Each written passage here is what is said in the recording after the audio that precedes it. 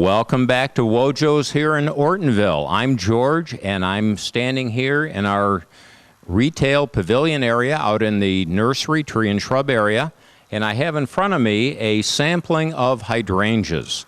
These plants really come into their own midsummer right through till fall, and I want to highlight the different varieties. Folks come in here and say, my hydrangea does this or my hydrangea does that, and we want to know what kind they are, because there are basically 5 different kinds of hydrangeas that can all do different things. Most of them do like a partial sun, though. There are some of our paniculatas, the PGs down on the end, that will handle more sun, but most of the hydrangeas that I have in this first grouping prefer a partial sun situation. First in the grouping of hydrangeas would be the hydrangea vine.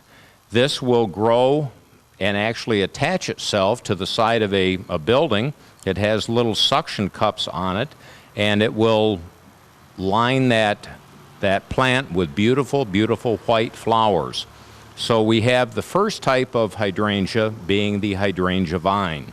We are with the next grouping, which is the Annabelle, the arborescens grouping. The classic Annabelle hydrangea here in front, the one that has the white snowball type flowers. Guests will come in here and ask for the snowball flower. Well, that can be confused with the snowball viburnum that flowers in May.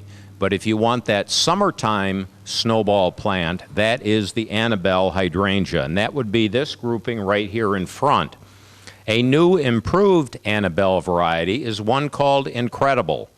And it's been around a couple of years now, and we're finding that it does have a pretty dynamic, larger, whiter flower, and it's standing up nice and erect and doing a very nice job for us. So the one here in the background is Incredible, and the old classic here in front, the Annabelle.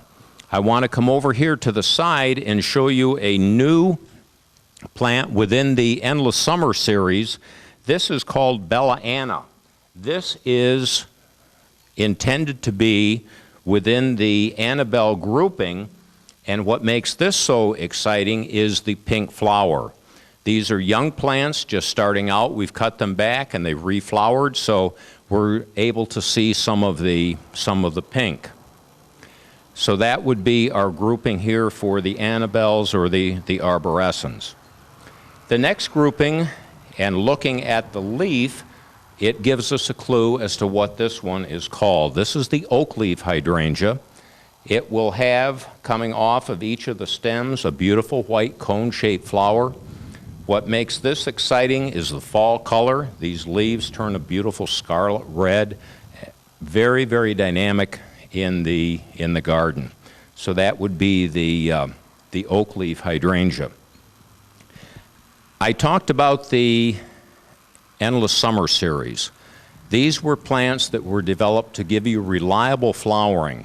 The first one that came out in that series was the Endless Summer. The Endless Summer plant that will show you either a blue flower or a pink flower dependent upon your soil condition. Most soil in our area is alkaline, meaning a higher pH, and that would give us the pink flower. But if you amend the soil or doctor the soil, you can lower that pH and get the blue flower. So some folks like to do that, and this is just a very, very beautiful flower, and it's, again, the Endless Summer hydrangea, part of that Endless Summer series. The next plant that was in that series was a white flower that was called Blushing Bride, and this one has a white flower with a slight touch of pink or blue to it, again dependent upon the soil, but the predominant color is the white. Third in the series was a lace cap. This is a gorgeous plant, and again with a lace cap flower. This is called Twist and Shout, and it will either be pink or blue dependent upon your soil condition. But it does give you the lace cap flower, a contrast with the larger mophead flower over here. The next grouping, the last grouping, are the PG or the paniculata flowers. And we have some different examples here. This is one called Great Star.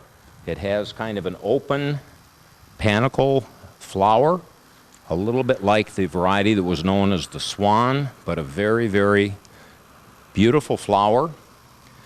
Probably the most popular in the series is one called Limelight. This plant in my yard is the prettiest plant in August. It just stands out, it's striking. It can get large. I've got one that is as high as I can reach, covered with hundreds of blossoms, and again, a very, very spectacular plant.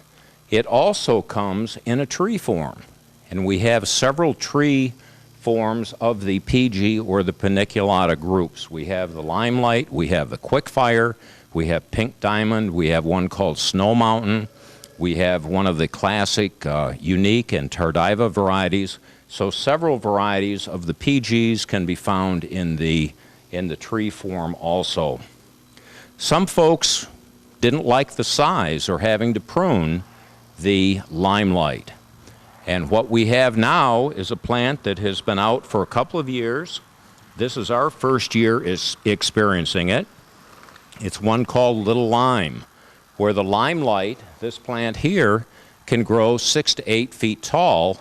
The Little Lime stays 3 to 5. So if you're looking for a foundation plant or a little bit smaller plant for that special garden space, we have the Little Lime. Here in the back, I have another one of the PG, the paniculata grouping. This one is called Quickfire. There are real cute names, Quickfire, Pinky Winky. We have one called Vanilla Strawberry that has a beautiful pink flower. We also have one here on the side with real bright white flowers called Little Lamb. This is, again, a sampling of what we have here. A lot of beautiful color for this time of year. You can color your landscape very, very nicely with our plants. The other thing I want to strive for understanding is watering. Hydrangea, within its name, you have hydra, which means water. It's very, very important that you realize that these plants thrive with water. We had a plant returned. We had one of these Limelight trees that were taken home. I think the tree was bought mid-June, and within 3 weeks, the guest brought it back saying it wasn't doing well. Well, what had happened, they had skipped watering for a day or two. The leaves shriveled up, it looked real poor. But the interesting thing, once they panicked and started watering it again, the new leaf buds started coming out. And we have it here, and we'll be showing that on our website, how it has very effectively relieved itself. So we don't have to think that the plant is totally gone. A little bit of TLC and a revival can help to bring the plant back. It may look a little bit poor at first, but it does strive to live. So with that, it is real hot here. We're going through a real hot spell, and again, our plants do need water, especially our hydrangeas. We look forward to seeing you out here so that we can share with you some of these beautiful plants for your garden.